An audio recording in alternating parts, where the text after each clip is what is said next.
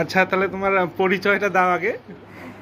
আমি নেহা প্রধান, স্কুল লালটুরাম থেকে, এবং উচ্চ মাধ্যমিকে আমি 467 মার্কস পেয়েছি। স্কুলে 2য় নম্বরে আছি এখন।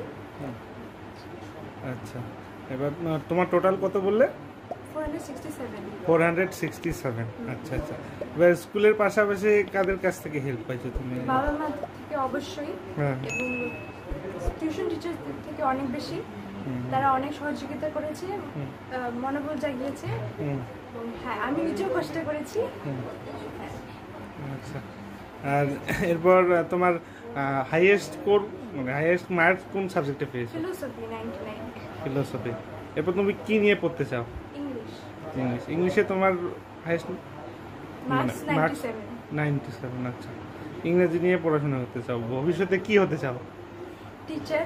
টিচার। আচ্ছা, তোমার যা পটেনশিয়াল দেখছি তুমি প্রফেসর হবে, কলেজে পড়াবে বা ইউনিভার্সিটিতে পড়াবে আশা করি। আর তোমার উজ্জ্বল ভবিষ্যৎ কামনা করি আর কি। ঠিক আছে। আচ্ছা, আপনার মেয়ে খুব ভালো রেজাল্ট করেছে, আপনি নিশ্চয়ই খুশি। আপনার একটু খুশিটা যদি একটু দু এক কথায় শেয়ার করেন আমাদের সাথে আর কি।